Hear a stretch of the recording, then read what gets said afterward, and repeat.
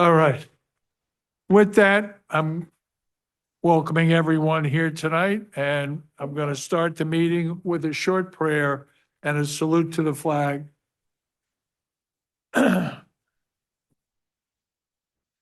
Almighty God, grant us the wisdom to make those decisions that are in the best interest of all our residents.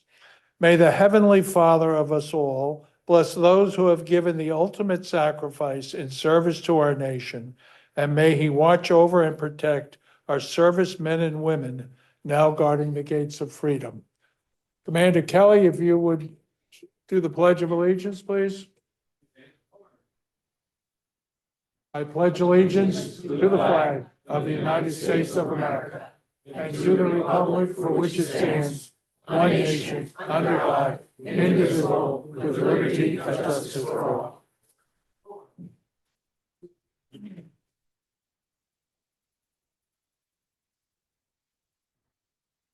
Not yet.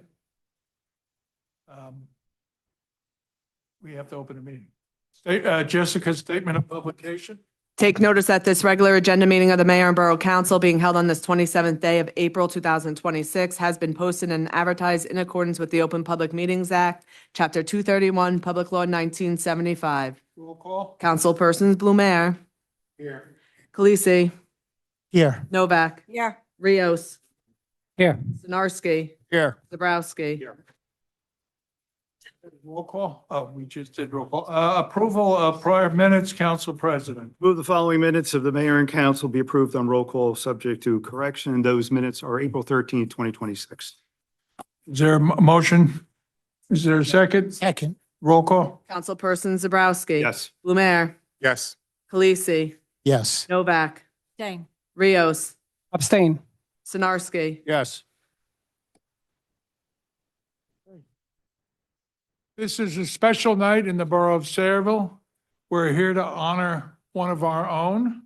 With that, I'm going to instruct the governing body to approach the railing. And when we do,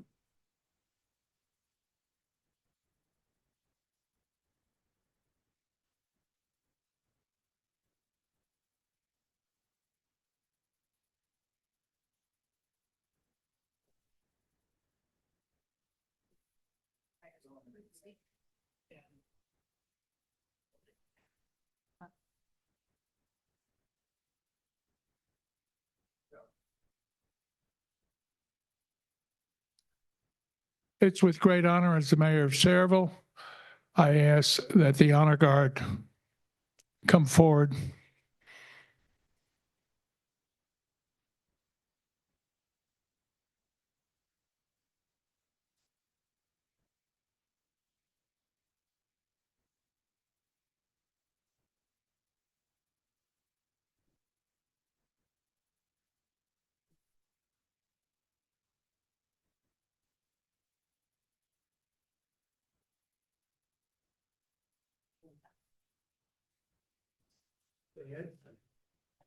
Sorry, John. Yeah, you can sit down. We got you. We got it, we got it. Without the arms, how about a cane? No. I got a cane here, take this. You got two guys with a cane helping a guy with a walker. Oh, I We don't mind using. know he doesn't, I know he doesn't.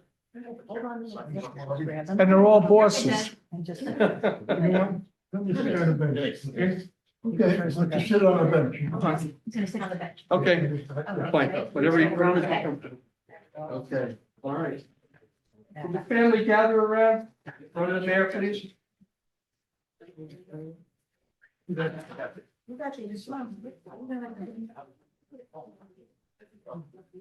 Locking you in. You're perfect. Okay. And feel free to walk around and take all the pictures you want. Thank you. Okay. So it's with great honor that the borough of Sayreville recognizes us. My dad was a Swabian, and they're fine men. But we recognize Edward Jacobs. The borough of Sayreville wishes to recognize your commitment to the duty of the United States Navy and the patriotism and heroism shown while serving our country. Your efforts have enriched us generously because a community possesses no greater treasure than the dedicated service of its people. Airman Kelly, Thank you, Mayor. if you would. I got it. Mr. Jacobs was with the United States Navy during the naval blockade on Cuba back in the early 60s. He was on I believe it was a destroyer, and there was a sister ship along with him. And they were running electronic surveillance down near the Cuban waters. And through their joint efforts, they forced 2 Russian nuclear submarines to service, which is an impossible thing to do. So he did that. He was honored for that. And also, just to mention, I think last year he was honored by the New York Yankees at Yankee Stadium ceremonies and deemed the veteran of the game. That's right. All right, I'm gonna give this to Mrs. Jacobs for safekeeping. That's All fine. right, thank you. Thank you. Hold it for the cameras if you would, Mrs. Let me Jacobs. get out of the way. Where are the cameras? Right out there. Here you go, right in front. Exit sign. There. Stick around, chicken. Please, a big round of applause.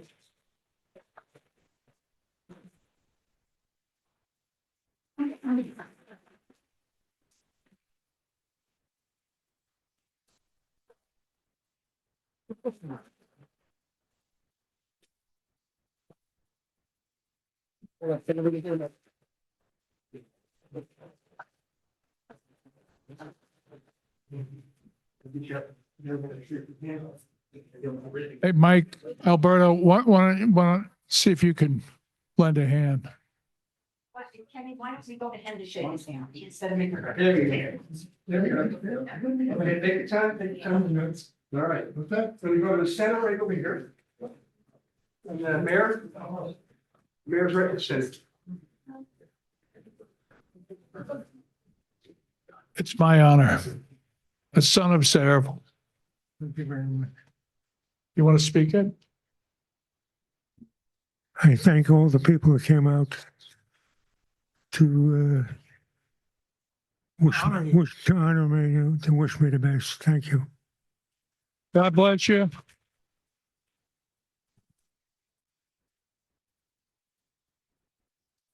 And thank you. Thank you for defending the gates of freedom here in Saraville. Thank you. And you got a lovely wife here.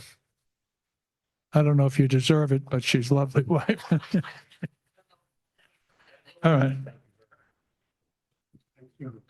Phyllis, ladies. Thank you. Thank you very much. Thank you. Thank you. Thank you. Thank you, sir. Thank you. Come on, Mike. Thank you for your service. Thank you, sir. Ken, is the honor guard gonna lead is the honor guard gonna lead Ed out? Take about 2. Okay, if everyone would please stand out of respect for our veteran. Ed, can you turn around?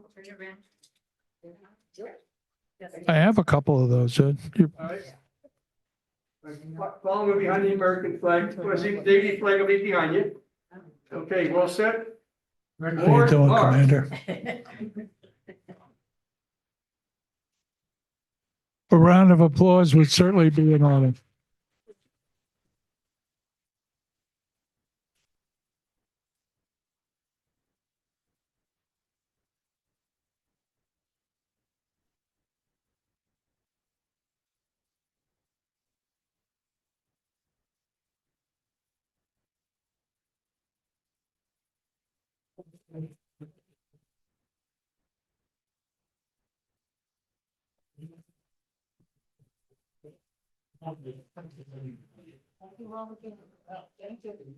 Be well. Thank you. Thank you for your death. Yankees made us here yesterday, last year, and you made I'll us see you here later. this year. It's all right, I'll see as you long in as he church. makes it. I'll see you in church. I'll see you in church. All right. Plenty of seats up in the front.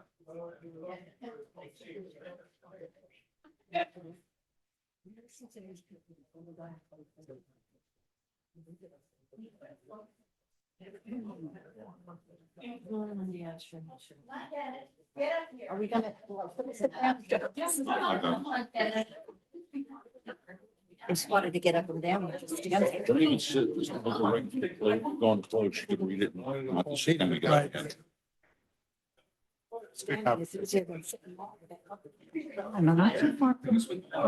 Jessica? You want to read? We're going to go into close. Go ahead, just start. Whereas Section 8 of this Open Public Meetings Act, Chapter 231, Public Law 1975 permits the exclusion of the public from a meeting in certain circumstances, and whereas this public body is of the opinion that such circumstances presently exist, now therefore it be it resolved by the Mayor and Borough Council of the Borough of Saraville, County of Middlesex, State of New Jersey as follows. The public portion of this meeting is hereby adjourned in order that the governing body may meet in closed private session for approximately 30 minutes to discuss the following matters: attorney-client privilege, litigation, personnel.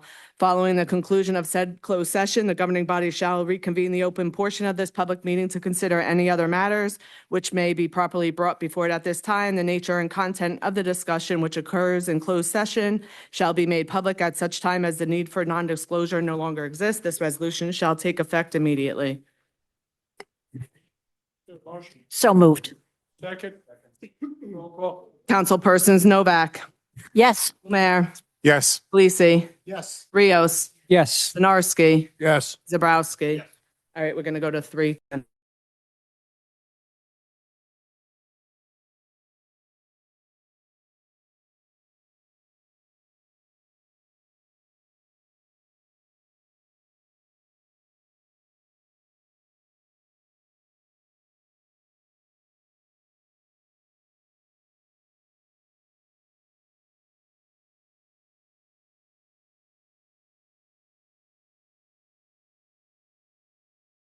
Okay, I'll take a motion to go back into open. So move. Or, roll call.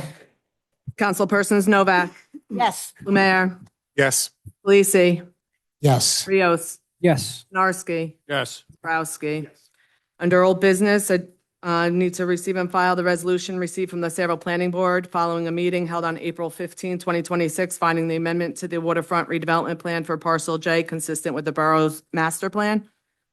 Need a motion? Motion to receive and file. Councilman Zabrowski? File. Oh, sorry. Second. Sorry. Councilpersons Novak, Yes. Mayor, Yes. Lisi, Yes. Rios, Zinarski, Yes. Zabrowski. Yes. Public hearing on the following ordinances. Ordinance number 8-26, an ordinance of the Borough of Saraville updating and amending the borough's affordable housing and development fee ordinances pursuant to the amended fair housing and the new UHAC regulations. Mayor, we need to carry this public hearing to May 26th. It needs to be referred to the planning board. Okay, you I need need a a roll call? motion to carry. Is there a motion, John? Make a motion to carry this until the May 26th meeting? Is there a second? Second. Roll call? Councilpersons Zabrowski, Yes. Blumer, Yes. Lisi, Yes. Novak, Yes. Rios, Yes. Zinarski. Yes. Public hearing on ordinance number 9-26, and ordinance supplementing and amending ordinance number 3-24, fixing the salaries of certain borough officials, officers, and employees for the years 2023 to 2027. Councilwoman Novak? Now we need to open it to the public. Oh, I'm sorry. I'm going to open ordinance 926 for public comment and questions. Are there any comments on, or questions on this ordinance? There being no comments or questions, I'll entertain a motion. Councilwoman Novak. Mayor, I really don't want to move this. I will be voting no on it. I don't really have enough. I know that we've had a problem with, is this in Sam's? Management. I just don't know why we have a minimum and a maximum with no real way to get from one to the other. Is anybody going to receive back pay on this? I have so many questions. I got like a list of them. Who's second on, We still have to have a motion, Mayor. there's a motion? Mary didn't make the motion. No, I did not. She did not. Okay, who's second on admin and finance? Councilman Zabrowski. I am. John, do you want to make a motion on Make this? a motion. I move the public hearing be closed, the ordinance adopted on second and final reading and advertised according to law. Is there a roll call? A second. Second. Second.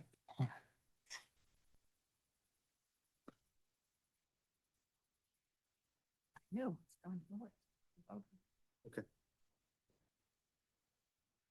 Mayor, I'm sorry. Councilman Zabrowski actually has a conflict with this Okay. ordinance, so we, Who's third on who's third? Who? Alberto, do you want to make a motion on this? Okay, then just pull it. Pull it. I know, we, well, Mayor, any of the council members can introduce it. I know we have a practice that it goes through our committee Right. members first. but Right. If there is anyone else that does want to introduce it, they can do it. You know what, I would ask that this be carried over to the next meeting, and we'll have a labor attorney here, and they can go over all the questions. thank you. Is there anyone that will make that motion? So moved. Is there a second on that? Second. Okay, To May 11. that's good. Yes. Mayor said next. Councilpersons Novak, Yes. Blumer, Yes. Khaleesi, Yes. Rios, Yes. Sinarski, Yes. Zabrowski. Abstain. Okay. Public hearing on ordinance number 10-26, an ordinance adopting an amendment to the waterfront redevelopment plan for parcel J to provide for the development of an age-restricted inclusionary rental housing complex. At this time, I'm going to open the public portion for questions or comments on this ordinance. Are there any questions or comments? Being no questions or comments, I'll entertain a motion. Councilman Zabrowski. I move the public hearing be closed, the ordinance adopted on second and final reading and advertised according to law. Second. Roll call? Councilperson Zabrowski. Yes. Blumer, Yes. Khaleesi, Yes. Novak, Yes. Rios, Yes. Sinarski. Yes. Public hearing on ordinance number 11-26. An ordinance amending the borough's regulations and licensing requirements for fishing on borough property. Councilman Khaleesi? Oh, I'm sorry. I'm going to open it to the public for questions or comments. Are there any questions or comments? Being no questions or comments, I'll entertain a motion. Councilman Khaleesi. I move the public hearing be closed, the ordinance adopted on second and final reading and advertised according to law. Second. Roll call? Councilpersons Khaleesi, Yes. Blumer, Yes. Novak, Yes. Rios, Yes. Sinarski, Yes. Zabrowski. Yes. Public hearing on ordinance number 12-26, calendar year 2026, ordinance to exceed the municipal budget appropriation limits and to establish a cap bank. Okay, I'm going to make a motion that this be carried forward. There's only been one meeting on the budget, and that was an hour-long meeting. And I think this budget, because there were some surprises that came up, need many more meetings. So Mary, you had one meeting on this for an hour. So going forward, until such time as we can have any semblance of unity on this budget, I don't want to put a date on to when we're going to hear it again. Not until there's been enough budget meetings under your leadership to get this thing established. Mayor, just to clarify though. I understand. That this is not. I okay. This is understand. not the budget. I understand, but it's a part of it. Yes and no. This is past, well, I was going to ask Danielle to explain it, particularly to our new people, because Right. it's hard for me to explain. Right? We put this on the agenda every year. We pass it. It doesn't have to be used. Last year, we didn't use a dime of it. Every single year since the governor put the 2% cap in place, we are allowed to do this. And then if we don't use it, we can, hold it for 2 years, Danielle? Yeah. Danielle, is there any adverse effect if we wait till we have the budget modified more? No, but I would recommend adopting this ordinance tonight because it's supposed to be adopted prior to the adoption of the budget. Well, let me see. is there anyone here who's not going to vote for this? I have no problem. All right, because I don't, this budget is not good. I know, but this doesn't, this we would be. I understand, making but it's a part regardless. of. Oh, yeah. All right, so you're recommending it, Danielle, as the CFO, and we're going to have a unanimous vote, if that's the, It's not going to be a unanimous vote. I'm not going to vote. okay. I'm not going to vote in the affirmative on this. All right, then I would ask that this be carried over till we have more meetings on the budget itself, I and then we'll agree. pass it. Listen, we have the ability of calling special meetings if we ever find that we're in a position where we need to quickly enact it. We have that right under the law. So that being said, I just would ask that 1720 or 122026 be pulled for further review and couple it with our budget. So we're carrying the public hearing to the next meeting. No, just indefinitely. Can we do that? Well, no, we would have to reintroduce then if we're going to carry, if we don't have a debt. And if we don't enact it, we can't. All right, Mary, any idea when you would want to introduce the budget?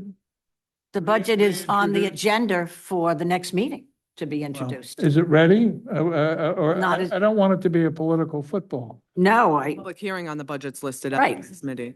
it was already Budget was introduced and it's for, you have to have a month in between, unlike I other understand, ordinances. but are you prepared to have a number of meetings to work out? A matter of fact, part of my report was to ask Danielle getting the committee together has to be done in the evening. It's very hard on the municipal workers. Everybody's got a million different obligations. I was going to say that I would have a meeting with her during the week, and then I could have a meeting with John. And You have 3 people on that committee. yeah, I said, and then I would have a meeting Oh. with John and Alberto afterwards. I mean, because we tried to schedule that meeting for what? 4 weeks, 3 weeks? And we couldn't, this was the only time that all 3 of us could get there was for Thursday. I'm going to for an put the hour. budget under discussion for our next meeting, and we'll just have a public. And we have to reintroduce. Yeah, let the Mayor, lawyers. I got to move it forward, Joe. No, but we can't just, what we'll have to do is we would still keep because it's advertised and it follows statutory frameworks. So we'd Yes. have to keep the public hearing on the agenda. What can Okay. happen is we can carry the public hearing. No, I want after a that. workshop. I want a council workshop on the budget for the next meeting. Jeez, I guess, 2 years now. Same time as, we got the public hearing on the budget. I get it, but we'll do it as an agenda item before the meeting. Yeah, that's fine. Okay. And Mayor, I would just suggest that if we aren't going to adopt it and carry this, we just carry it to the next meeting. If Okay. anything happens in the budget and anything gets carried, we can carry it again at that time. But that You're, way we keep it on. you're a fine attorney, and I would not be doing my job if I didn't take your recommendation. Okay, so everyone be prepared for their different committees, to discuss the spending. Whatever you're the liaison to, be prepared to discuss it at the next meeting. I'm sorry, Mayor, what did you just say? Whatever you are the liaison to, whether it's recreation, whether it's admin and finance, whether it's public works, be prepared to discuss the spending at the next meeting. Okay, well, then they're gonna have to get copies of Yeah, of course they are. We had copies last week. only the finance committee has copies, to No, the they best of my were knowledge. given out. Did you give it out? Doesn't to matter. everybody? We'll get copies. It's not, it's certainly. And we're going to have a workshop prior to with the whole council? Yeah, When are we scheduling that? we can do it we can start it at 6:00 at the next I'm meeting. here. I was here at 6:00. Mary, at some point, you got to step up. I'm always here at 6:00, Mayor. Special, we'll do the budget at 6:00 on the, We'll have the workshop. on the 20, what is it, May 11th? May 11th. John, you all right with that? Yeah. Okay. Sash? Yeah. Hervé? Alberto? Yes. Mike? Yes. Mary? I'm tickled pink. I've been asking for it. Okay, there we go. All right. All right, I also need a motion to carry that public hearing to May 11th. Is there a second? No, Roll call? Mary made that motion? Yes. Okay, sorry. I might. Councilpersons Novak, Yes. Lumer, Yes. Parisi, Yes. Rios, Yes. Narski, Yes. Zabrowski. Appointments. Yes. I'd like to make the following appointments. There are two alternate five-year memberships on the Shade Tree Commission. I would like to appoint Candace Pizek and Veronica Kanapka to those positions. Is there a motion? Make a motion? Shade Tree doesn't require, it's just your appointment, Mayor. All right. Then is there a motion to accept my appointment? John? No, we don't need a motion. Shade Tree is only yours, like. Traditionally, okay. Doesn't matter. Okay. Okay, then new business, introduction of the following ordinance, ordinance number 13-26, Borough of Saraville, County of Middlesex, ordinance authorizing a right-of-way use agreement with GoNet Speed for the installation and operation of telecommunications facilities. Okay, at this time, I'm going to open, No, this is intro. oh, I'm sorry. it's Well, that's intro. me. I didn't Yes. realize that. Okay, I move the ordinance be approved on first reading, advertised according to law for a public hearing to be held on May 11th at prevailing time. for a second? Second. Roll call? Councilpersons Novak. Yes. Lumer, Yes. Parisi, Yes. Rios, Yes. Zanarski, Yes. Zabrowski. Yes. Now you got to open up to the, Okay, I'm going to open up the public portion. How many people are here for the proposed restructuring of Bordentown Avenue under Route 9? Nobody? Nobody? Okay, okay. All right, this isn't it, but just so you know. All right, okay. So let me, you're coming up, so, and I'll say it's your turn. All right, so, all right, okay.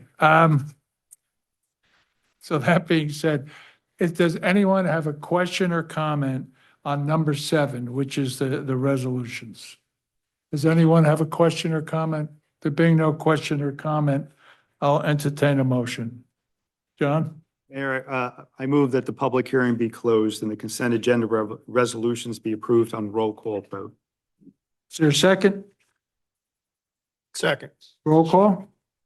Councilpersons Zabrowski, Yes. Lumer, Yes. Parisi, Yes. Novak. I have questions. On the bill list, did we ever settle this with JCP&L? No. Okay. We're working on it. Well, as I've explained in a couple of meetings over this, we had, what you would like for us to achieve, we do not have the data to do. There's no conceivable way that internally that we can determine what should be withheld from the nominal or from the normal payment to Jersey Central. We just have no way to quantify that. So you could pick an arbitrary number and we could duke it out in court with them, or we can pay them now that we've got their attention. But one way or the other, that bill's now gone unpaid for how long, Danielle? Yeah. And it's That's why only, I ask it. no, I have no methodology where we could come to you with an accurate figure. There's just not enough data points to calculate that.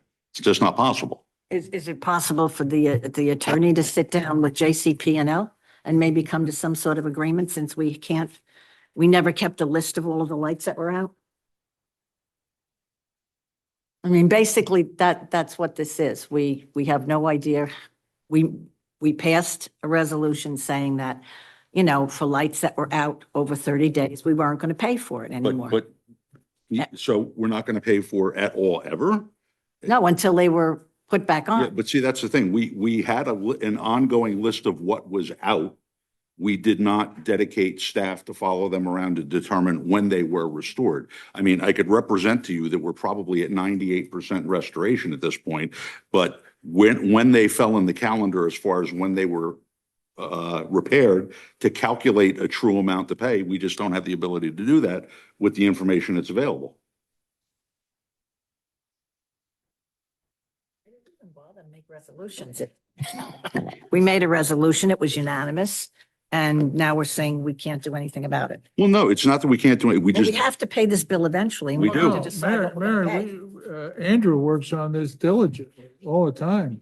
I'm not saying that he's not working on getting the No, no, lights he's- fixed. I he's the know guy. he is. He's the guy who's the JCP&L guy in the street, like, Kennedy, you're not- he comes here, everybody goes home, he goes home, has dinner, comes back when it's dark and works with the JCP&L. He has been, He's he has to been be very, very commended. diligent with getting the lights put back on. I've got that, but we're sitting here now, we haven't paid them anything for 10 months. We're Well, either we gonna have to have to make- negotiate with them or pay them their damn money.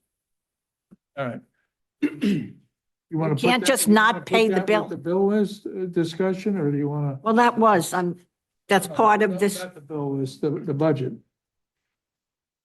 I don't see how that's, Well, I'm going to move it to the discussion at the budget to see if we can come to a working conclusion. well, that would require a legal thing, and you're gonna have the attorney there too? So we can ask him legal I for, can come. okay. I also have questions on 15. And Glenn said we have people here that might be able to we explain have some of Mr. it. Jessup here. I believe that's his specialty. I just, I know this has to do with, Just let him get on the record. okay, I'm sorry. Good evening, Mayor, council members. Matt Jessup, McManaman, Scotland and Bauman, bond counsel to the Sayreville Economic Redevelopment Agency. Okay. Some of the questions, I mean, I have a basic understanding.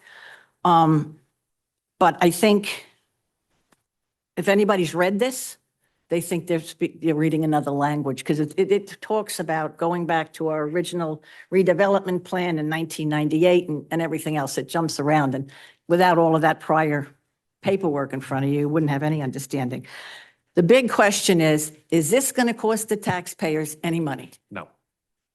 We have an agreement with, there'll be like when we did Sheffield Muse, when we replaced some of the stuff that they were responsible for, then we put a service charge on, and they paid it for so many years until the bill was paid off. Is this kind of how this is going to work? Is this bonding?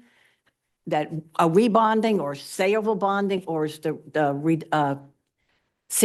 what is that called? What is their official title? Riverton, whatever their official name is. Are they going to be doing the bonding? How is that going to work? Sure. So I'm not familiar with the example you gave of the project that maybe you undertook Yeah. here, but I think I can answer the question anyway. The Sayreville Economic Redevelopment Agency will be the issuer of the bonds. Those bonds are non-recourse to the Borough of Sayreville, which means that the Borough of Sayreville has no financial obligation from its budget and from its tax base to make payments on the bonds. The bonds are solely secured by a special assessment assessed against the redevelopment project and paid by the owners of the redevelopment project. That special assessment is on top of any real estate taxes or payment in lieu of taxes that they are required to make. So it is effectively a separate charge paid by the developer or ultimately by the owners of the redevelopment project solely to pay debt service on the bonds. And that is the only source of revenue that bondholders can look to get repaid. I just wanted that to be explained because people are becoming, how much is this going to cost the taxpayers? And I didn't know how to explain it to them. So that's all the questions I have. Thank you. Your vote? Mayor, before Mr. Jessup sits down, it probably, and I know you want to sit down as quickly as possible and everybody else wants to talk, but Mary did raise a good point that there's historical significance of this. This didn't just appear over the past year. This is something that was anticipated at the beginning of the development. Can you explain how that, because it's for infrastructure, correct? And what have you? That's exactly right. There is a laundry list of improvements that are financed ultimately with these bonds, but this goes back. Recall that the redevelopment agreement between CIRA and the developer is from June of 2021. That's when it was approved and signed, and that is what memorializes all of the terms of the deal, including these bond terms that we just talked about. That, of course, was years in the making before it got approved in June of 2021. And then, of course, the special assessment agreement, which imposes that debt service charge on the development, and the financial agreement were both approved by this governing body in June or in early 2021 and signed in June of 2021 as well. So, Councilman, to your point, this goes back to, I mean, I think my first meeting was 2019 maybe on this project, maybe earlier. And I know I was late to the party, quite frankly, with respect to the redevelopment. So this has been in place, contemplated, and documented by both CIRA and this borough going back, 5+ years now. Any other questions? No, I'm good. Just a quick, And your I'm vote, sorry. Alberto?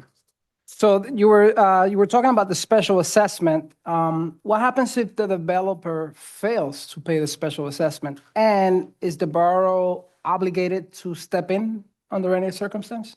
No, so you are not obligated to step in. The special assessment is a charge against the land, assessed against the land and the improvements. So in the event that the developer, whoever that developer ends up ultimately being, holding all these different pieces of that development project, if they fail to pay, the bondholders can only look to the lien that is created by the special assessment. Failure to pay a special assessment is just like failure of any of us to pay our real estate taxes, right? Creates a lien gets sold, lien gets monetized, that money ultimately goes to the bondholders. But it is on the bondholders to ultimately enforce that collection process. You do not have to pay any money out of pocket in order to pay those bondholders. Any other questions? Okay. All right. Yes. Yes. Need a motion to receive the correspondence that's listed? Receive and file. Is there a second? Second. Councilpersons Novak, Yes. Lumiere, Yes. Khaleesi, Yes. Rios, Yes. Sinarski, Yes. Zabrowski. Yes. Okay, Mayor and Council reports, Administration and Finance, Councilwoman Novak. Hi, okay. The budget was introduced at the last meeting and it stuck in a lot of people's throats, including mine. We had several big ticket items that went up a lot.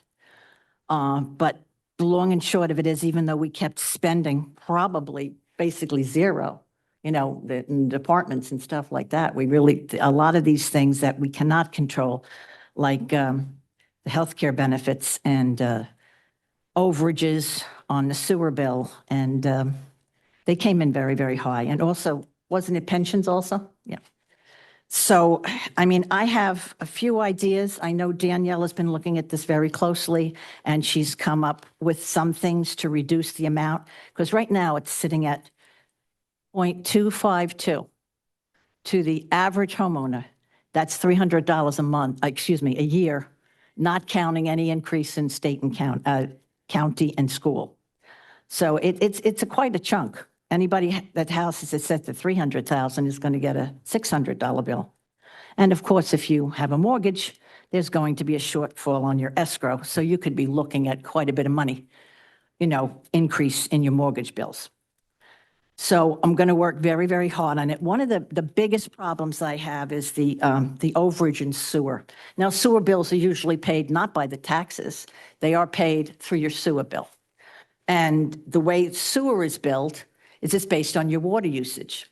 Well, homeowners, a lot of their water doesn't go into the sewers, whereas industry, 90% of their water goes into the sewers. So the bills, industry actually pays more because the homeowner, is not, all of their water doesn't go into the sewer. And by doing it this way, paying this shortfall through taxes, the homeowner's getting kicked in the butt because they're paying for industry. And hell, the pilot people, they won't pay it at all because they don't pay taxes. So their sewer bill will not go up for stuff that they probably use more than the homeowner. And if we try to balance this bill totally on the taxpayers, it's the homeowner that's going to get screwed.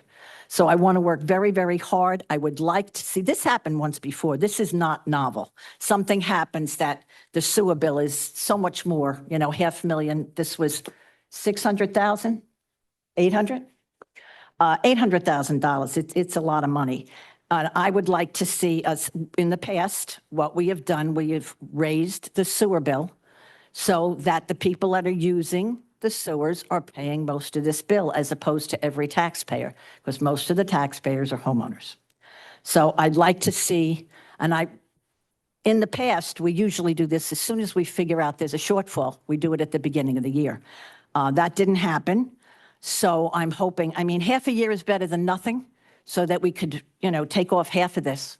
And that would be, over, what about a penny and a half if we could get rid of half of this through sewer bills as opposed to, because the people with the pilots, they pay sewer bills.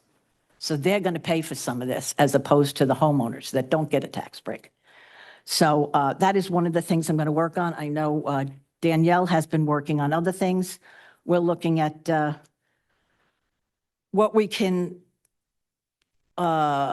legally anticipate in fees and stuff like that, because the more we anticipate, the less taxes we have to raise. So we'll be working on all of that. And I want to thank you for listening to me. And Mayor, thank you for the council workshop, because I wanted that before the budget was even introduced, but schedules being what they were, it never happened.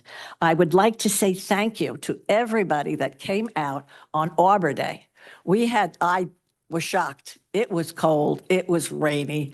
We were so cold at one point, I couldn't feel my fingers anymore, and we started to get giddy. We were laughing. We couldn't hand out the trees. We were giving out trees. The people, were so wonderful. And then Elise from the recycling coordinator, she held a cleanup in the park, which she does every year. And you should have seen the kids that came out. The scouts, parents, it was really, it's always wonderful to see, but it was particularly wonderful this year. And also, we have some great news. The electric has finally been fixed on the bridge, and we will have a flag raising soon on the bridge. We haven't had one in years because we didn't have a light on it. And through the work of our business administrator and 12 different individuals got together, and we made sure that this was going to happen. So maybe Glenn can have some kind of ceremony, maybe before Memorial Day. That would be really great. And other than that, Mayor, progress. Thank you. I would ask that my colleagues take a look at the audience. They're all here. I haven't seen this many people in the chambers in a long time. So it's a single issue tonight. And I would absolutely encourage brevity in giving your reports. It would be very acceptable tonight to answer progress. But if there's something pressing and you need to go in greater depth, I would just wholeheartedly encourage brevity. That being said, public safety, Councilman Blamore. Thank you, Mr. Mayor. The Sayreville Police Department is proud to announce that registration for our 2026 Juvenile Police Academy will open on May 1st. This highly anticipated week-long program running from Monday, June 29th through Friday, July 3rd, offers a hands-on experience designed to introduce our youth to the fundamentals of law enforcement while emphasizing teamwork, discipline, and community service. Participants will engage in physical training, police demonstrations, team building challenges, and interactive lessons led by members of our department and Juvenile Bureau. Space is limited and will be filled on a first-come, first-served basis, so we encourage early registration. The link for registration can be found on our Facebook page. I have more, but this is more important, being that you guys are here. I'm cutting it short. Thank you, Councilman. No, I'm not done yet. Oh, you're not done? No, this is really important because last meeting, we heard that allowing public comment via Zoom is somehow not legally permissible with reference to Public Law 2020 C11 NJSA 10:4-9.3. I've since, I didn't say anything at the time because I had no idea what was being talked about. I've since reviewed both that law and the New Jersey Open Public Meetings Act, and that conclusion doesn't hold up. Public Law 2020 C11 was enacted to expand access to public meetings during emergencies by allowing them to be conducted remotely. It does not prohibit remote public participation. If anything, it recognizes and enables it. More importantly, the core statute, NJSA 10:4-12, requires that public bodies provide a public comment period and explicitly states that governing bodies may permit, prohibit, or regulate public participation. That language is key. It means you have discretion over how the public participate, but there's nothing in the law that requires comment to be in person and nothing that bans Zoom or any other electronic method. When I was walking door to door, most of our residents were in favor of Zoom participation. So let's be clear. Allowing public comment via Zoom is not illegal. It is entirely within this council's authority. This is not a legal issue. It's a policy choice. If the council decides not to allow Zoom comment, that should be stated plainly, but it should not be framed as a legal restriction that does not actually exist. I'm asking the council to reconsider and use the discretion for the law clearly provides to expand access, not limit it. Thank you. Okay, hold it for the next meeting.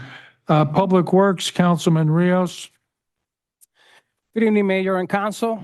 Be as quick as possible, but I did miss last meeting, so I have a couple things that I want to go over. First, I'd like to acknowledge and sincerely thank the Mayor and Council for holding a moment of silence in honor of my mother's passing. It truly meant a great deal to me and my family. My mom was a longtime Sayreville resident before retiring and moving to Puerto Rico. She's a big part of the reason I'm involved in public service today. She taught me the importance of being engaged and giving back to my community. And for that, I'll be forever thankful. I also want to extend a special thank you to everyone who sent condolence cards, including the Sayreville Republican Organization. Your support has truly meant a lot. I'd like to share a few updates and highlights from around the borough and Public Works. First, an update on the Veterans flag at the Veterans Bridge between Sayreville and South River. I recently reviewed the work alongside George Gorin and Andrew Osga, and I'm happy to say that we are finally on track to have the Veterans flag properly displayed and illuminated. After years of it not being shown, it's exciting to see this coming back, literally seeing the light. As we approach our nation's 250th birthday celebration, we are hopeful that the flagpole lighting will be fully operational by this Wednesday, April 29. This effort has truly been a team accomplishment. I'd like to thank the Road Department, Parks Department, Public Works Office staff, the Sayreville Police Department, Major staff, South River Public Works, the County Road Department, and JCP&L.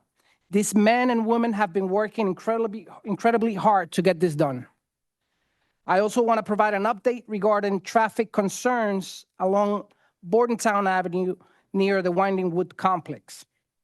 Following concerns raised by residents, the Middlesex County Department of Transportation has indicated that they will be initiating a traffic study at the intersection of Winding Wood Drive and Bordentown Avenue. This study would include traffic counts, a review of field conditions, and an analysis of crash data and speed surveys. Based on those findings, the county will determine whether a traffic signal is warranted and what additional safety measures may be appropriate. It's important to note that if a signal is ultimately recommended, it would require a cost-sharing agreement between the county and the borough for design, construction, and ongoing maintenance. We'll continue working with our partners and provide updates as more information becomes available. Next, I'd like to take a moment to comment on cultural arts. Even though it's not my commission, I have to give kudos where it's due. The summer schedule has been released and it looks packed. The season kicked off with a very successful teen night featuring vendors, a DJ, a video game truck, and a great atmosphere overall. As a father of a teenager, I'm especially looking forward to the next teen event, a glow party on Friday, May 8th. Bring your glow sticks and come out for a fun night. We're fortunate to have such a dedicated cultural arts team making these events possible. I also wanted to highlight the great work of the Sayreville Shade Tree Commission that recently held their free seedlings giveaway and distributed 250 seedlings, completely sold out. Despite a rainy morning, it was a busy and successful event. Following that, they conducted a memorial tree planting at Kennedy Park with Commissioners Grella, Cuneo, McCoo, and Chairman Rittenhouse. Special thanks to Councilwoman Mary Novak for stepping in to help when they were shorthanded. Later that day, another meaningful tree planting took place at the Sayreville Police Headquarters in memory of Carol Lee Womack.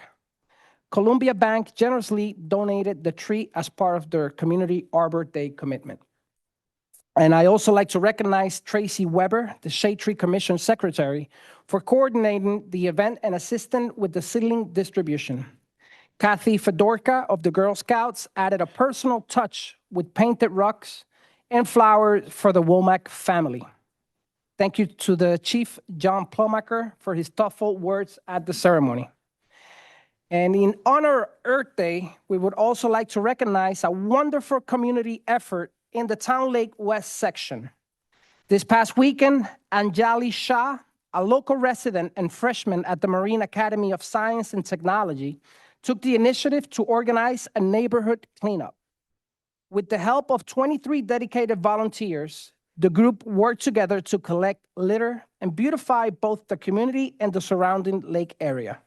Their efforts reflect a strong commitment to environmental stewardship and community pride.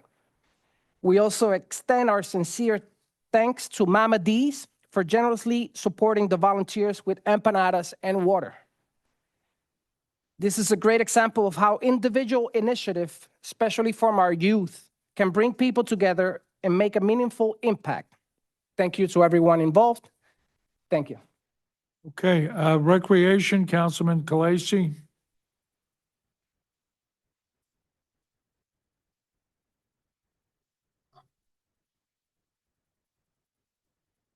The annual fishing derby will be held May 9th at Kennedy Park for Sayreville residents ages 3 through 15. Registration will begin on site at 8:30 a.m. with fishing starting at 9 o'clock, and that goes to 10:30. So followed by the award ceremony at 10:30. So also on May 9th at 11 o'clock, Sayreville 150 year and America's 250 year time capsule. This event will take place at Kennedy Park as well. So I suggest everybody go. It's going to be exciting. Summer camp registrations now open on the recreation website for Burks Park, sports, science, and pickleball camps. The farmers market will return on Thursdays beginning May 14th. Finally, regarding park improvements, repairs have been completed at one of the boat ramps already. Paving work is beginning at the War Memorial Park Community Garden parking lot. That's where we actually have our farmers market. And a walkway paving project at Kennedy Park is expected to begin shortly. So the Little League lights have been delivered. They're staged over at Little League. So they're gonna be ready to be installed any day. The South River flagpole. Thank you, Councilman. And also on the, so the rec website is SayrevilleRec.com. They have T-shirts that they're selling for our 150th birthday and our 250th birthday. Really cool. $20 each. First come, first serve, but they're actually on the website now. So get them while they're hot. Active Adult Center has April 30th at 10 o'clock. They have innovative physical therapy. On Friday, May 1st, a Forever Young Social. May 4th at 10 a.m. is a brain health. And May 11th, from 1 to 2, is the Robert Wood Johnson Bone Health and Fracture Recovery speech. So Now on to my final thing. So I finally, I sent out, actually I had the clerk sent out to our other councilmen, a proposal of summer hours for our staff here at the borough. So currently, the DPW works summer hours, but being in this economy and financial situations being a little harder with their kids being home for the summer, I proposed summer hours for everyone. And this pilot program, which I'm calling it now, will be in effect for our borough office staff to align more with this public work summer schedule, with the office workers working from 7 to 2. This program is flexible with an alternative option for the employees to help manage a healthy work-life balance without affecting the taxpayers or costs associated to taxpayers. The same quality services that's expected by the residents will continue to be offered. The mayor and council, they should have reviewed this by now, and I'd like to ask now formally if, put a vote and make a motion and see if we can implement this. And then at the end of the summer, we'll take a survey and see if this is something we could look forward to in the future. Second. Roll call. Councilpersons Khaleesi, Yes. Umair, Yes. Novak, Yes. Rios, Yes. Sinarski, I didn't know anything about this. I don't know anything about it. This is the first I'm hearing about it. I need more information about it. I'm voting no. Zabrowski. Yes. Okay, anything else, Councilman? That's all for my report. Okay, thank you. Mayor, can I say one thing? I know you're going to kill me. You know, Mary, if you can hold off, I think we'd have a very grateful audience here. It take 2 seconds? No, well, I'll let you do it later. Okay. All right. Okay, water, sewer, environmental, Councilman Sinarski. Thank you, Mayor. I have a lot of things on water, sewer, environmental, farmers market, community garden, but I respect everybody that's been here for over 2 hours sitting and wait your points up. So Bravo. I'm gonna postpone my stuff till the next meeting so we can get through to you guys. Thank you, Sash. Planning and zoning, Council President. Thank you, Mayor. I just want to, before everybody gets up, just to thank you all for coming here tonight. It's great to see a packed audience. I know you have great concerns, so if you don't mind, I'm going to defer my time to you. Thank you, Council President. And my report is progress. With that, I'm going to change the meeting schedule tonight, and I'm going to go to the open public portion, which is where you come up. Yeah. So to get some kind of order, are there any leaders here, anybody that put everybody together, or basically everybody, is there a spokesperson? Okay.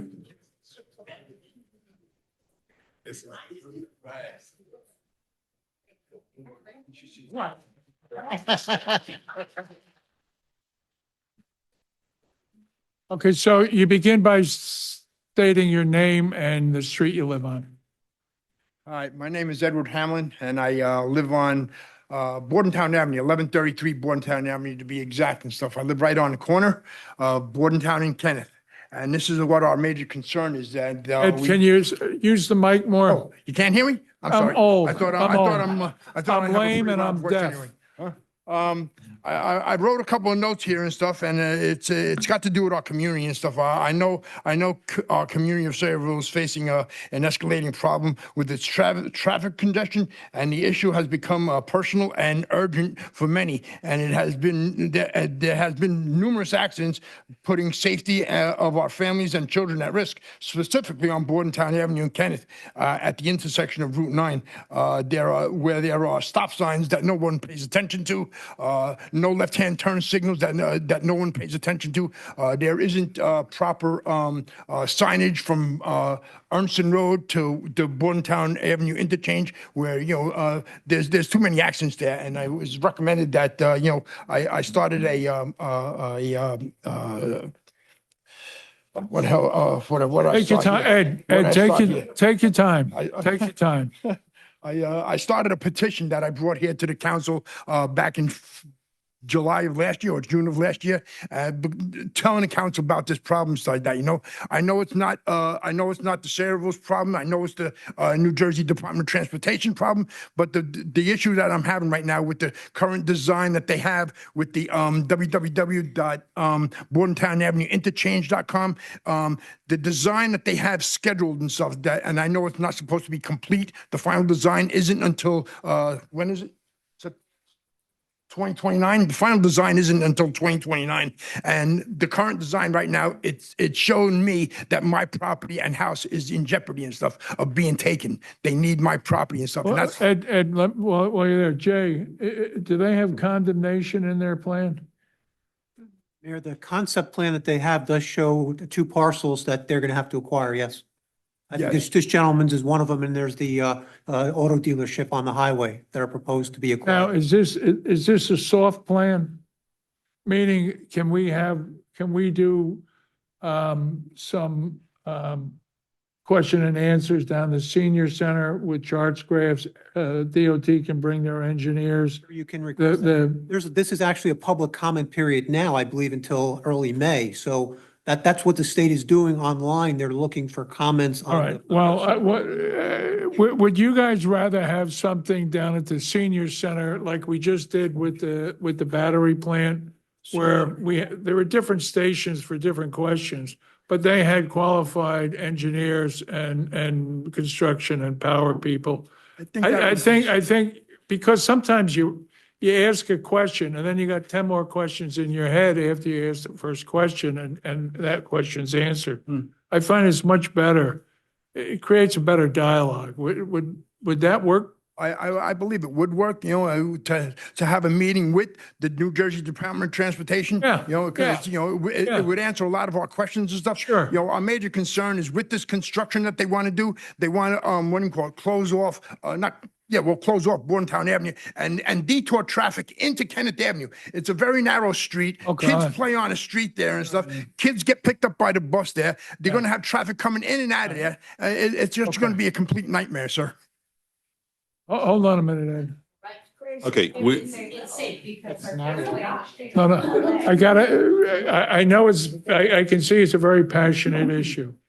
That being said, we're going to do our best to get public involvement in this. yeah, we can absolutely reach out through the speaker's office to get that meeting arranged. And I want to assure you that when we spoke last week, Yes. before you hit the parking lot, I was on the phone with his chief of staff about the possible acquisition of your property. Okay. And as you've acknowledged, it's kind of, while every elected official up here is in full support of your neighborhood and wants to have the best possible outcome, this is a state project, so we have to lean on our state legislators to represent your interests and your feelings on that. I can tell you that Mr. Lally from the Speaker's office was all over it.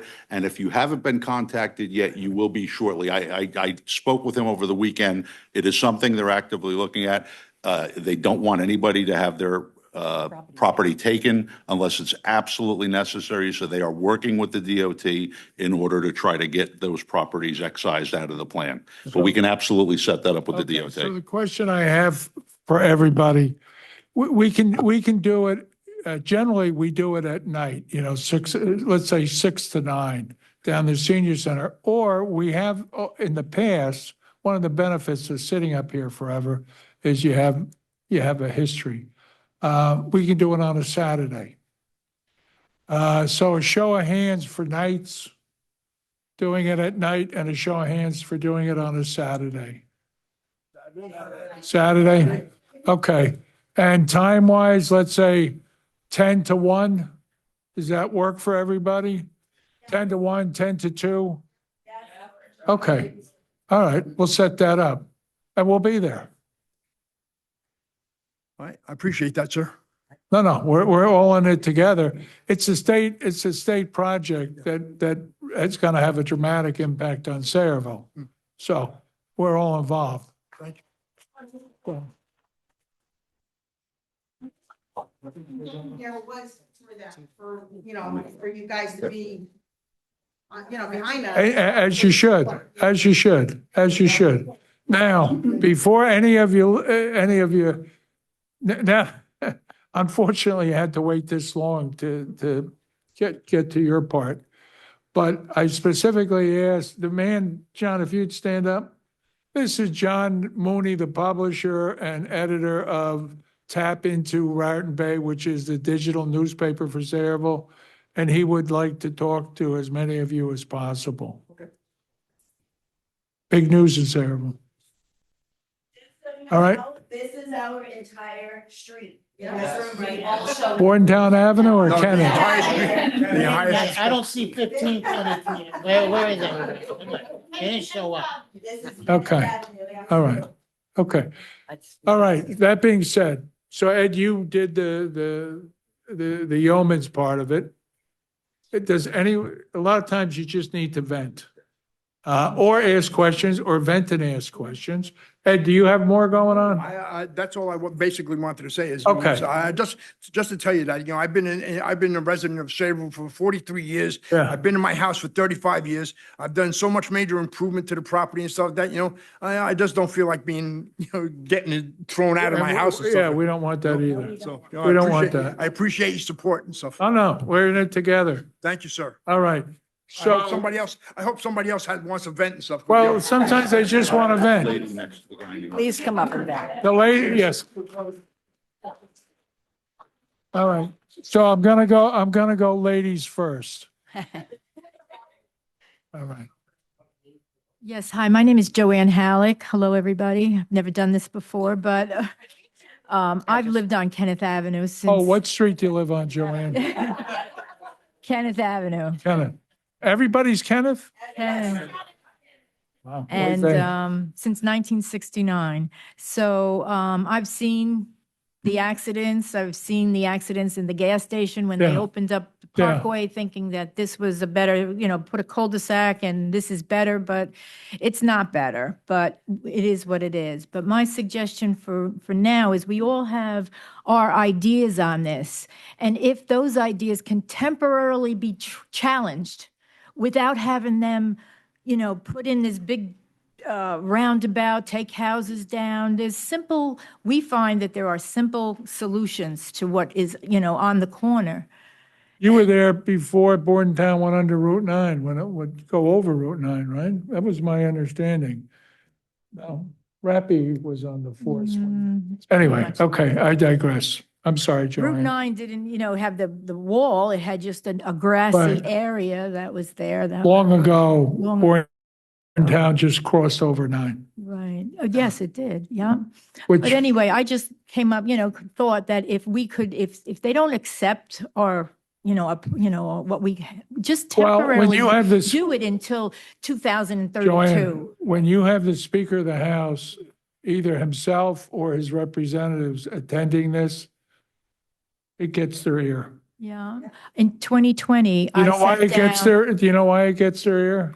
Because he controls all the money in the state Okay. for every department. Who is So- he? Oh, he's got juice. Oh, believe me. There's one guy, Oh, all right. But in 2020, I took a poster board and wrote what they had and what I Yeah. thought, and I rolled it up and I mailed it off, and sorry, no. That's what I got back. well, this You time know, it's going to so be I face to hope face. the group and our prayer this evening was for all of us. So, We're all together, yes, thank you. always are. Thanks, Joanne. Next lady, next lady. Next lady. Hi, thank you for having us. All right. My name is Judy Slavosky. I'm at 25 Kenneth Avenue. Yes, Kenneth Avenue. Just want to put that out there. So I think our biggest concern, like you've been hearing the same thing over and over, but of course, you know, the 2 circles being put in, which is absolutely ridiculous because we're going to be right back to where we were. And the construction that's going to be getting done really will be affecting us the most. Right. Coming off of Route 9 and onto Route 9 is our only way of entering and exiting. How are we supposed to come off of the Parkway to get onto the cul-de-sac? How are we supposed to pull onto Route 9 when people are going 60 miles an hour? Where are the buses going? The Where big are the problem- emergency? How are the emergencies going to get down our street? God forbid there was a fire. God forbid, Joanne Falls or something, how are we? Sorry, Joe. Sorry. How is what's happening here? Don't have- So the doctor's office building also is at the end of the street where it's going to be blocked off. All of their patients, all of their working people, all of their trucks, vendors are going to be coming down our street, which is this big. Right. So And there's it's no just crazy. cul-de-sac And at the really, I end. think that's our biggest thing. And of course, Ed and Carol is also one of our biggest things. So, and I think that's about it. I think that's enough. I don't think it's gonna take, I'd like to get this meeting done, before the kids get out of school and vacation. Yeah, start. yeah. So we'll work our best to get it Right. up on a Saturday between 4 hours, 10 That and would be 2. great. And that'll be the first meeting. Yeah, If sure. we need a second meeting, we'll try for the second meeting. And one thing, Okay. real quick, I know everyone wants to go, but our biggest thing was just close down the Route 9 entrance and exit. Very simple. Who's the one that's going to be put out? Us, because we got to go all the way down to Ernst. So what? We don't care. It's more safety for us and our kids and our families and our friends, Oh, that's a nightmare. right? Yeah, no, it is, Yeah. but, Okay, all right, we're thank you with for you. listening. We're with you. Thank you. Young lady in the black and, okay. Come on. John Faber, Kenneth Avenue. I don't understand, like, if they want to open up the cul-de-sac for Route 9, in, out, right? There are so many accidents on Route 9 right there by that Exxon station. Yep. How are we supposed to get on the block or else out of the block? And then how are we supposed to get on from the Route 9 side, the opposite side, to get onto our block? Well, we got to go to South, or South Amboy to turn around, or else to get on the Parkway to try to come back, or else to come up for Route 9, then cross 2 lanes from the Parkway into our street. All of us are going to get killed. Right. That's bottom line. to that. A lot of, when you have something that was created a long time ago, and then everything's been like a patch, and you go forward 75 years, it makes it a cluster. No. And that's what we need to find a solution for. I mean, we're all taxpayer. Yeah. We all have small kids on a block. That traffic will be out of control on our block because our I think block the is last small. time, the ladies that lived on the block came about the school buses and the danger of the school buses picking the kids up because they got to pick it up on Bournetown Avenue, pick the kids up On on, the other corner right there. yeah, Bordentown and Kenneth Avenue. Right. They pick up. right. But this is crazy for what they want. Well, let's see if we can Okay, get thank a you. solution that works for the most amount of people. All right?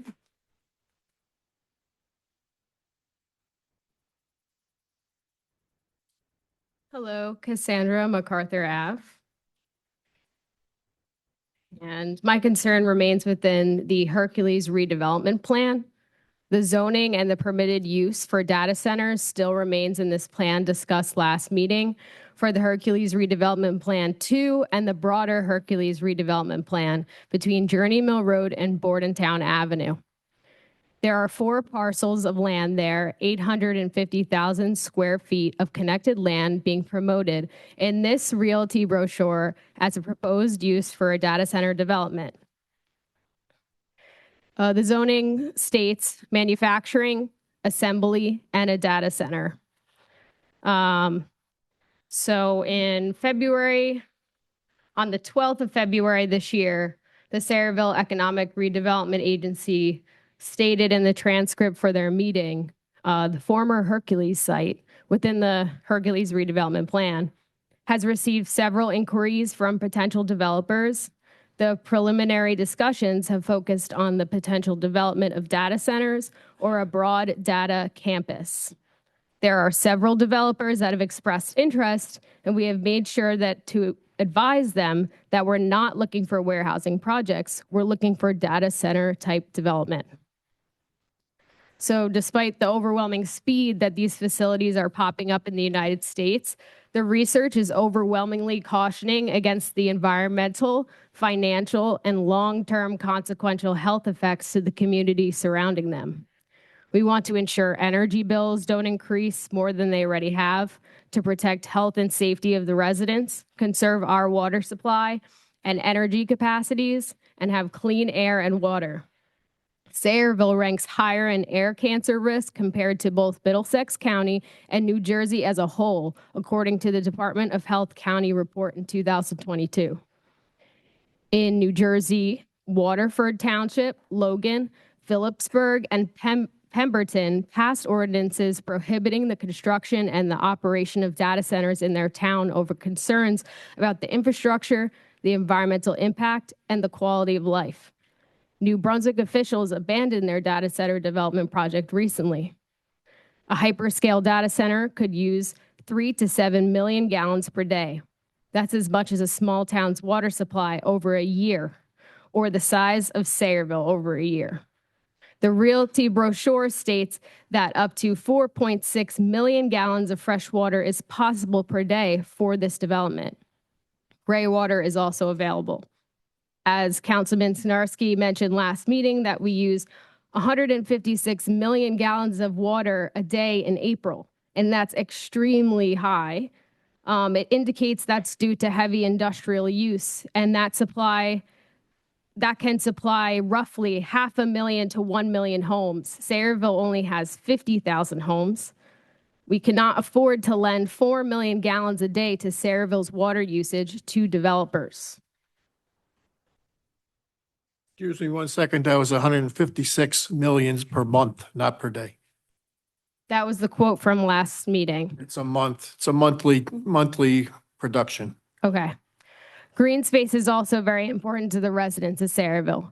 The majority of this area being sold is wetlands. Wetlands are extremely environmentally sensitive areas, and their environmental status is critical. They are disappearing at a rapid rate, leading to significant wildlife and plant loss and weaker protection from floods. The closest residence to this area is less than a mile. Residents have reported high-pitched droning in their homes, leading to complaints about sleep disruption, stress, and anxiety. This range is up to 2 miles from the data center. The noise from a data center not only is highly disruptive to residents, but it's disruptive to wildlife that could surround the area and the habitats that would be lost to deforestation if this project were to go through. Research indicates that the noise levels exceeding 85 decibels have significant detrimental impacts on wildlife, causing behavioral changes, chronic stress in wildlife, and habitat abandonment. Well, because the SARA meeting was back in February 12th, and they're reviewing applications for data centers, where do we stand today within this Hercules redevelopment plan? I also made don't laugh at it. It's a wetlands map from 2020, and I drew the outline of the redevelopment area. So I don't have extra copies. I'm sorry if you guys want to see it. Thank you very Make much. a copy for the council. Thank you very much. Thank you. Any more Kenneth Avenue? Kenneth Avenue? Yes.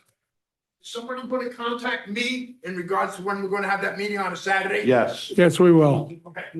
Do we have your I have contact? his contact. We got you. Got my information? We got you. Okay, thank you. All right, before I get off of the Kenneth Avenue subject, are there, anyone else have questions or comments about this issue? Okay, young lady, come on up.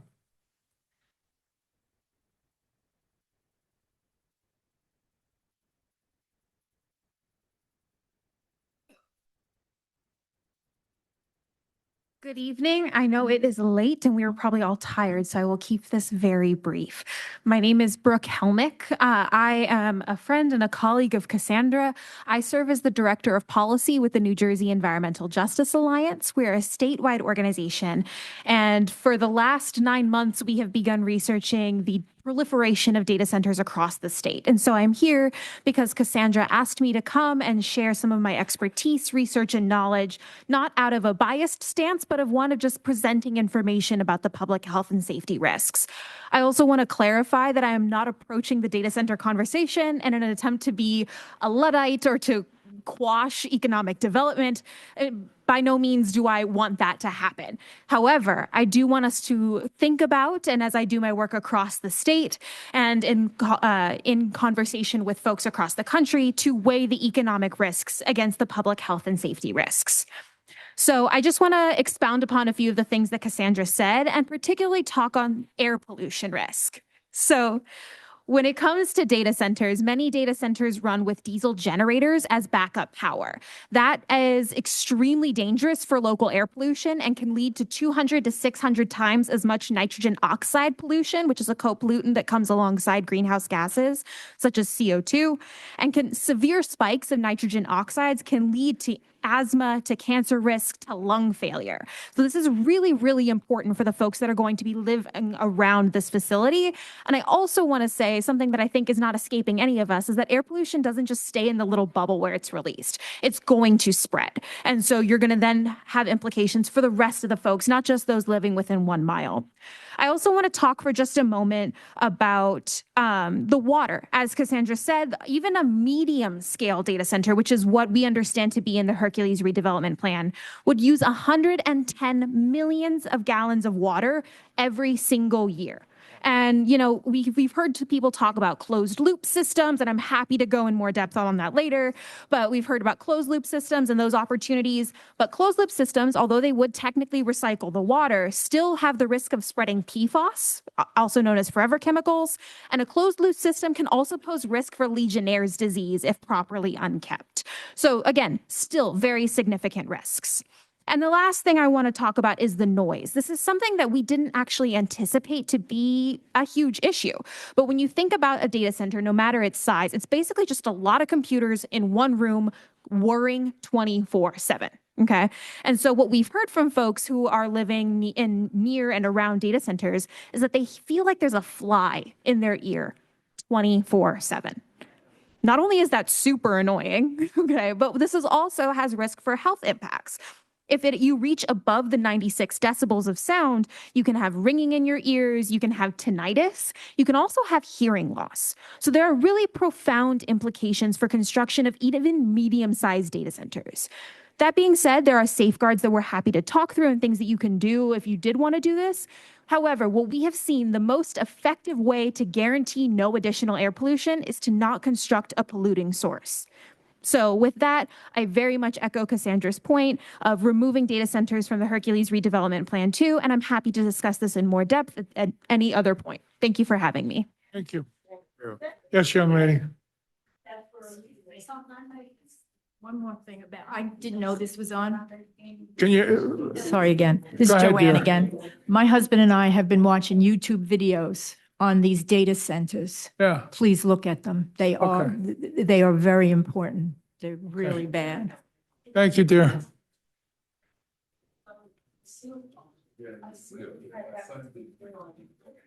Good evening. Thank you for the opportunity to speak. My name is Taylor McFarland. I'm the Conservation Program Manager for the Sierra Club, New Jersey chapter. Cassie also invited me. I'm a Keyport resident as well. I'm also here to urge the council to remove data centers as a permitted use from the Hercules redevelopment plan. The Sierra Club has a robust campaign to really reduce the impacts of data centers, including drafting and lobbying state legislation, and more importantly, pushing for effective local ordinances that include safeguards for residential areas.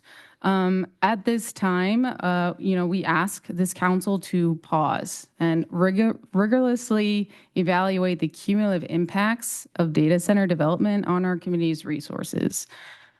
Evidence from established data center hubs like Virginia reveals a pattern of unconstrained demand that threatens our water supplies, skyrockets utility bills, and degrades residential quality of life.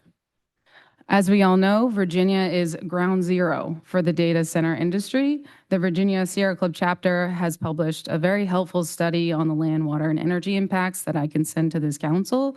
The report found that in Loudoun County, Virginia, just one county, data centers alone consumed 1 billion gallons of water in 2023. In Virginia, electricity prices in high-density areas have jumped as much as 267% over the last 5 years. More than half, 55% of all data centers in Virginia are located 200 feet from homes. 70% are within 500 feet, leading to noise and light pollution like Brooke mentioned. Virginia is also an example of what can happen in New Jersey, but provides guidance for towns to instill safeguards and requirements for these industrial facilities so we can really protect our environment and protect our residents. Compared to other industrial and commercial uses, data centers are job poor. A typical 250,000 square foot facility may only employ about 25 to 50 people, but they occupy large amounts of land, 100 plus acres, that could otherwise host diversified businesses or mixed-use developments that provide significantly more local jobs per square foot. Across New Jersey, dozens of municipalities are recognizing that existing zoning laws are often insufficient to handle the unique demands of these facilities. In just a few months, several towns have moved to either strictly regulate or outright ban data centers to safeguard their residents. Pemberton Township became the first New Jersey municipality to officially ban the construction and operation of data centers in February of this year. The town of Phillipsburg recently voted to ban data centers as a proactive measure to ensure balanced development. Harrison Township introduced an ordinance to prohibit AI data centers. Mannington Township passed an ordinance to confirm data centers as a prohibited use in all zoning districts. Logan Township and Millville are also recently introduced measures to block AI data center construction.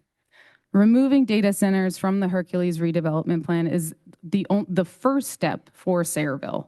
To truly protect this town's environment and its residents' wallets, we urge the council to pass a borough-wide ordinance establishing permanent safeguards for any future development data center application. We'd be happy to work with this council with suggestions, but some of our recommendations are: 1, a comprehensive assessment. Before any facilities are approved for construction, the local government should require a thorough analysis of the impacts to agricultural land, which you will hear, local water supply, and communities from increased noise, heat, and pollution. Zoning requirements. Data centers should not be approved by right in residential, rural, and agricultural zoning districts. You should create a restricted industrial AI data center zoning category that prevents these facilities by being classified as simple warehouses. Conversion of green space, agricultural land, conservation areas into data centers should be prohibited. We really need to utilize cleaned up contaminated areas and industrial zones for these types of facilities. They should be definitely away from neighborhoods, from schools, from daycare centers, hospitals. Before any land use approval, developers should conduct an acoustic and visual impact study. We recommend that these facilities not exceed 55 average hour decibels measured at the outer wall of the nearest dwelling on non-participating property. This is reference to a Missouri bill.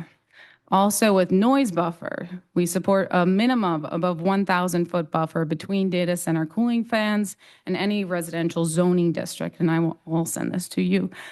Mitigation for urban heat island. This is a really big thing in 2026 report based on a University of Cambridge research highlights that data centers are creating heat islands that raise surrounding land surface temperatures by 16.4 degrees Fahrenheit. Long story short, we ask you to please remove this data center from the redevelopment plan and really provide safeguards for Sayreville. And Sierra Club, along with our coworkers behind me, are more than happy to help and work with the town. Thank you. Thank you. Any other questions or comments?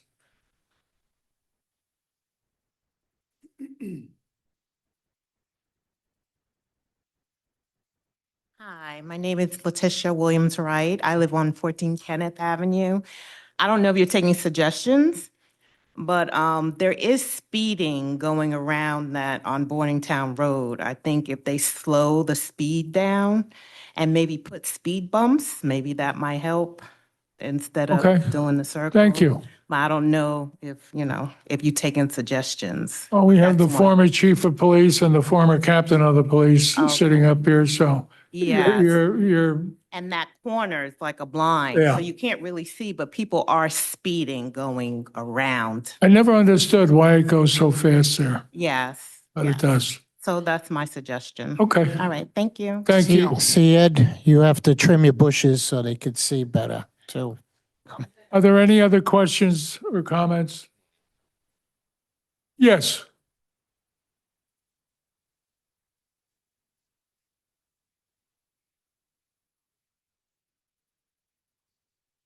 How you doing? My name is Peter Franco. I live on Hopbrook Lane. I'm a resident of Homedale, Monmouth County.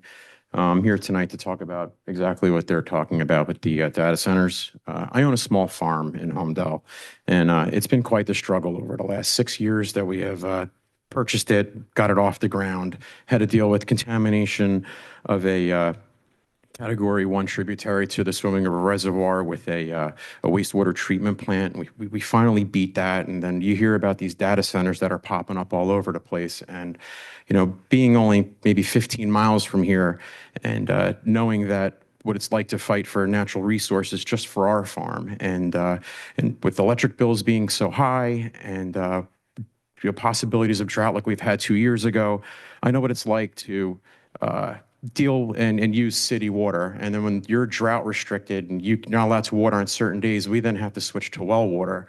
And when our electric bills are astronomical, my farm makes no money. And I shouldn't say no money, it makes some money, but it's scary to know that it's just another battle that we have to fight and for a resource, because you guys share the same aquifers that we use, the Mahogany. I know I'm pronouncing it wrong, but it's still a water source that we share. And if they're using millions of gallons of water and opposed to what I use, which, I need to grow my farm, which is very important to us. I just think it's a concern. Also that with local farming, which basically that affects everything. Electric goes up, water goes up, prices of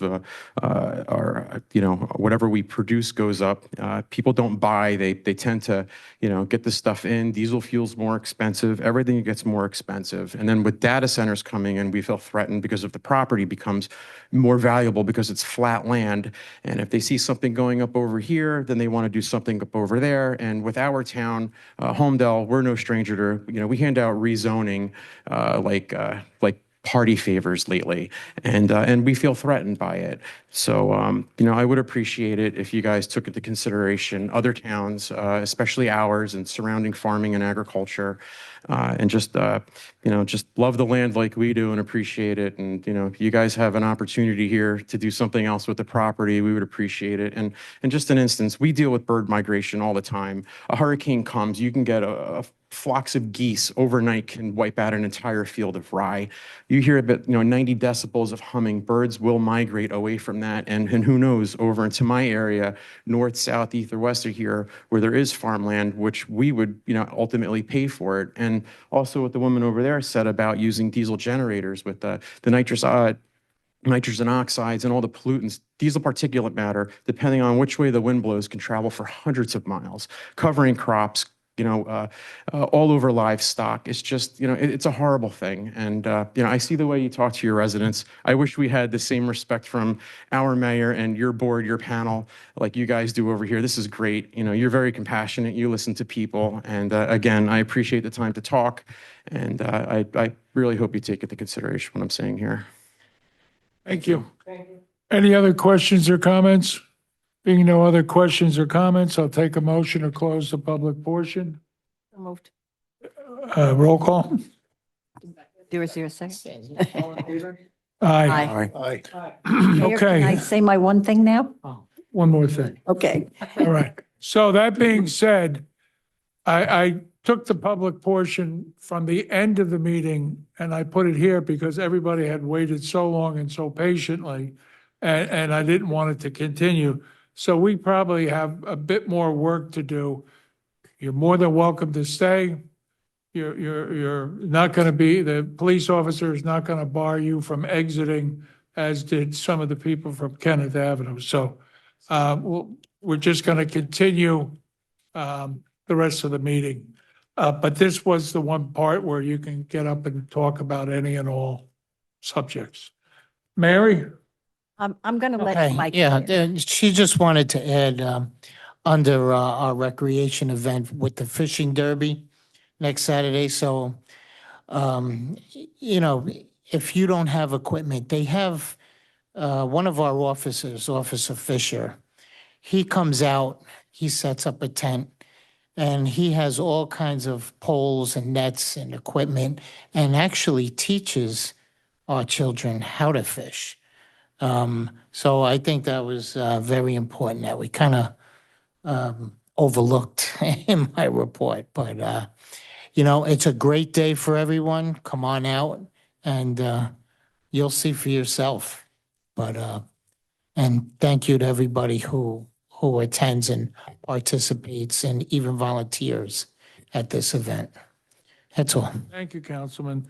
All right, we'll go on to general discussion. Application for a social affair permit received from American Legion Post 211 to serve beer and wine at the Memorial Day picnic on May 25th from 11 a.m. to 5 p.m. on their grounds. Any objection?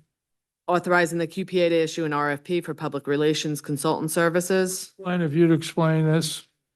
We're the recipient of a substantial federal grant to allow us to study and engineer the area of Weber Avenue to create flood resiliency and habitat restoration.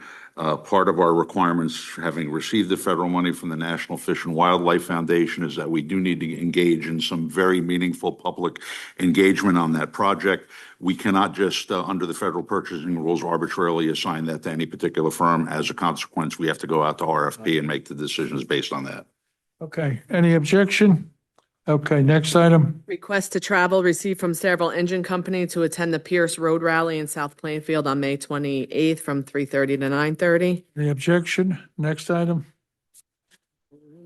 Application for a special event received from Majlis Sadar and Community Center to hold a prayer service on May 27th at Kennedy Park from 7 a.m. to 2 p.m. Any objection? Next item. I need authorization to promote Christopher Bass from water treatment plant repairer to water treatment plant operator unlicensed in the Water Department effective July 1st, 2026. Any objection? Next item. Similarly, I need authorization to promote Colby Redfield from sewer repairer 2 to water treatment repairer 1 in the Water Department effective July 1st, 2026. Both of these are backfilling from retirements that are coming up. Any objection? That being said, CFO's report. Thank you, Mayor. Progress. Okay. Borough Engineers report. Thank you, Mayor. One item, the Melrose President Park Firehouse roof project's been completed, recommending a resolution closing out the contract and approving a final change order with a net reduction. Thank you.